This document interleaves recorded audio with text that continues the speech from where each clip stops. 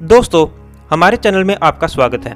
आज हम मुगल राजाओं के बारे में बात करेंगे और बताएंगे उनके साथ जुड़े कुछ इंटरेस्टिंग फैक्ट्स जो कि आपने पहले कभी नहीं सुने होंगे। तो बिना समय बर्बाद किए शुरू करते हैं आज का ये एपिसोड।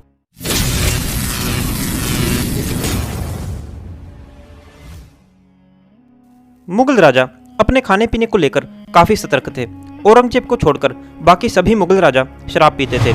अबुल फजल ने अपनी किताब में गन्ने के साथ शराब बनाने के तरीके के बारे में लिखा है। उनके अनुसार भूरे रंग का गन्ना इसके लिए अच्छा था। इस तरीके में बबूल की छाल को 40 किलो गन्ने के रस में मिलाया जाता था। इसके बाद उसमें 3 गुना पानी डाल दिया जाता था। इस सारे मिक्सचर को बड़े बड़े घड़ों में भरकर जमीन में दबा दिया जाता था और ढक्कन से ढक देने के बाद उसके आसपास सूखी घास डाल दी जाती थी। इस तरह से उन घड़ों को 7 से 10 दिनों तक वहीं रखा जाता था ताकि उनकी प्रोसेसिंग अच्छे से हो पाए। इसे और ज़्यादा नशीली बनाने के लिए इसमें कुछ जड़ी बूटियाँ और सेंट मिलाया जाता था। इस तरह से बनी शराब को मुगल राजा बड़े शौक से और मज़े से पिया करते थे। आपको यह जानकर हैरानी होगी कि अकबर पीने के लिए केवल गंगा जल का ही उपयोग करता था, चाहे वो अपने महल में हो या फिर किसी युद्ध में। गंगा जल लाने के लिए अकबर ने अपने कुछ भरोसेमंद लोगों को गंगा के किनारे स्थायी रूप से तैनात कर रखा था। वे अकबर की ज़रूरतों के हिसाब से सीलबंद जार में गंगा जल को सुरक्षित उस तक पहुंचाते थे। खाना पकाने के लिए चेनाब या यमुना नदी का पानी ही उपयोग किया जाता था और इनमें भी गंगा जल मिलाया जाता था।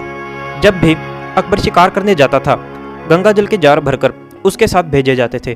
गर्मियों में पानी को ठंडा रखने के लिए जार नमक में रख दिए जाते थे। उस समय में 5 किलो नमक की कीमत सिर्फ 1 रुपया थी। इसके अलावा पानी को ठंडा करने के लिए बर्फ़ का उपयोग भी किया जाता था। उस समय कश्मीर और लाहौर से 40 मील दूर स्थित पनहान जिले से बर्फ़ लाई जाती थी। आईने अकबरी के अनुसार उन दिनों व्यापारी 1 रुपये में 2-3 किलो बर्फ़ बेचकर अच्छा मुनाफा कमाते थे। बर्फ़ लाने के लिए 10 नावों का इस्तेमाल किया जाता था। गर्मियों में आम लोग भी बर्फ़ का इस्तेमाल करते थे, पर मुगल राजा और अमीर लोग साल भर इसका इस्तेमाल करते थे। शाही रसोई निश्चित रूप से बहुत महत्वपूर्ण थी। यहाँ अनुभवी और भरोसेमंद कर्मचारियों को नियुक्त किया जाता था। शाही रसोई सीधे प्रधानमंत्री के अधीन थी। आईने अकबरी के अनुसार सम्राट ने एक वफादार और कुशल व्यक्ति को मीर बकवाल यानी कि रसोई घर का इंचार्ज नियुक्त किया था।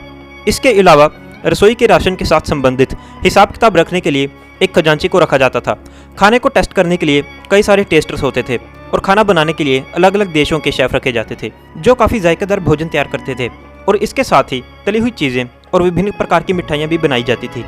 आपको यह जानकर हैरानी होगी कि शाही महल में 3 प्रकार का भोजन तैयार किया जाता था। एक जिनमें मांस का प्रयोग नहीं होता था, जिसे सूफियाना यानी कि शाकाहारी भोजन कहा जाता था।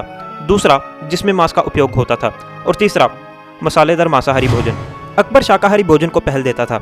विशेषकर पवित्र महीनों के दौरान वे शाकाहारी भोजन ही करता था।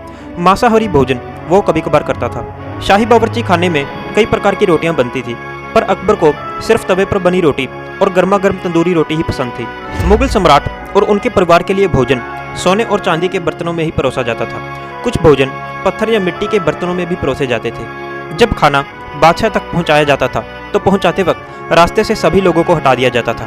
खाने को पहले बावर्ची और टेस्टर्स चेक करके चेक करते थे, फिर बाद में मीर बकवाल यानी कि रसोई का इंचार्ज उसे चेक करता था। इसके बाद ही इसे शाही थाली की तश्तरियों में परोसा जाता था।